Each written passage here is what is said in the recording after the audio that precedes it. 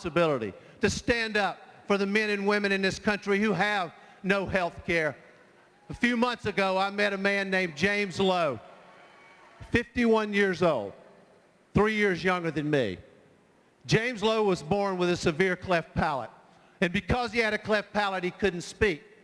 It was completely fixable from the time he was born, but he couldn't pay to fix it and had no health care coverage. Finally, somebody came along and voluntarily fixed James Lowe's cleft palate, and he was able to speak. Here's the problem. They fixed it when he was 50 years old. James Lowe lived in the United States of America for 5 decades, not able to speak because he had no health care coverage. How long are we going to let these drug companies and insurance companies and their lobbyists in Washington, D.C. run this government? When are we going to actually stand up for working people and for people like James Lowe, the forgotten in America? We're better than this. The United States of America is better than this. We cannot forget people like this. And I'll tell you exactly what I want to do on behalf of James Lowe and those like him, 47 million Americans who have no health care coverage. When I'm sworn in as President of the United States in January of 2009, I intend to say to members of Congress, to members of my administration, to members of my cabinet, I'm glad that you have health care coverage. That's good for you, good for your families. But I'll tell you this, as your president, if you don't pass universal health care for America by July of this year, July of 2009, I will use my power to take your health care coverage away from you. There is no excuse for politicians in Washington having health care when America has no health care.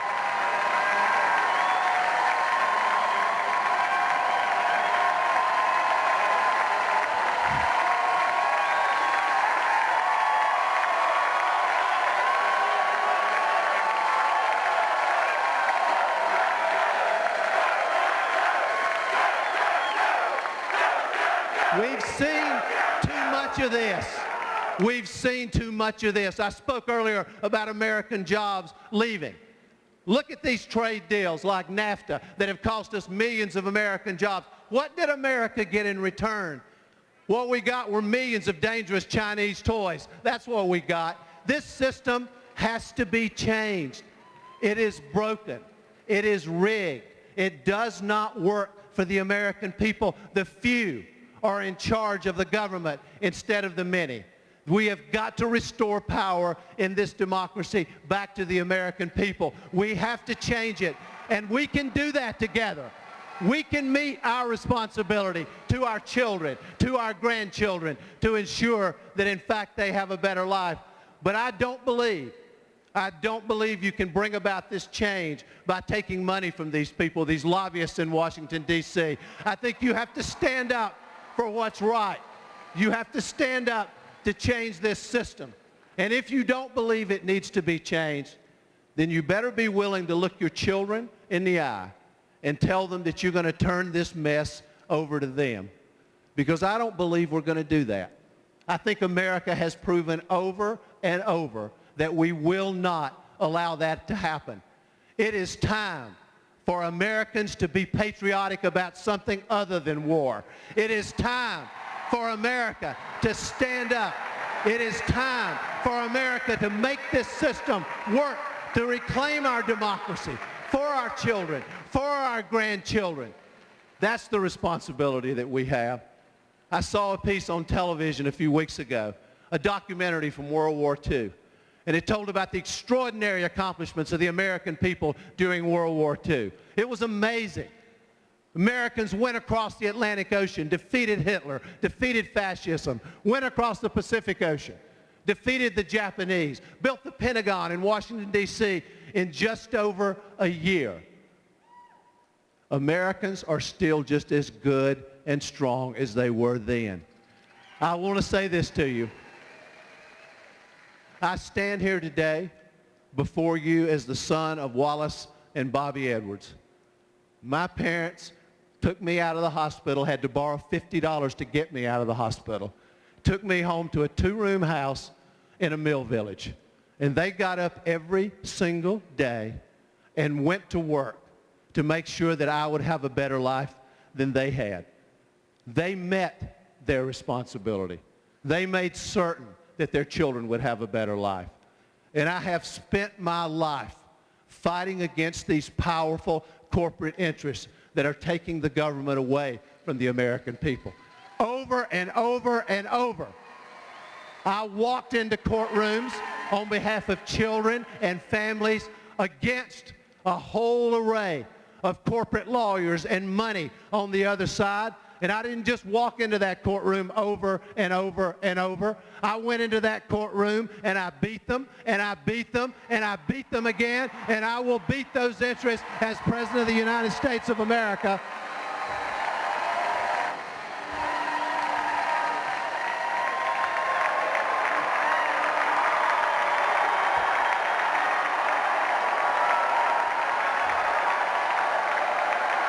And I still remember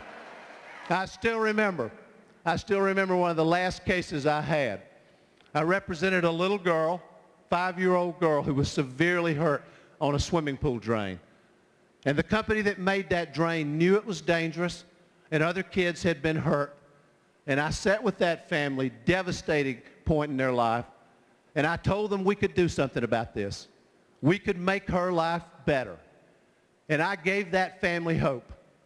And then I turned around and walked into that courtroom and I gave that company hell. It is time for us to give America hope. It is time to give these entrenched interests that are standing against America hell.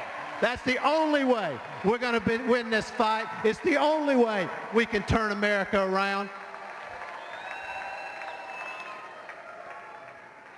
Elizabeth and I, this is the cause of my life. A few months ago, Elizabeth and I had a decision to make. And we had to make that decision in a small hospital room in North Carolina, having spent hours listening to bad news. And the decision we made is that we're going to speak out for the voiceless in this country, that we're going to stand up and we're going to fight for what we actually believe in. We're going to spend our lives speaking for those who have no voice. There is so much at stake, so much at stake. For our children, for our grandchildren, we must reclaim this democracy. And I want to say to the brothers and sisters who are here from Iowa, you play an enormous role in that responsibility. You do.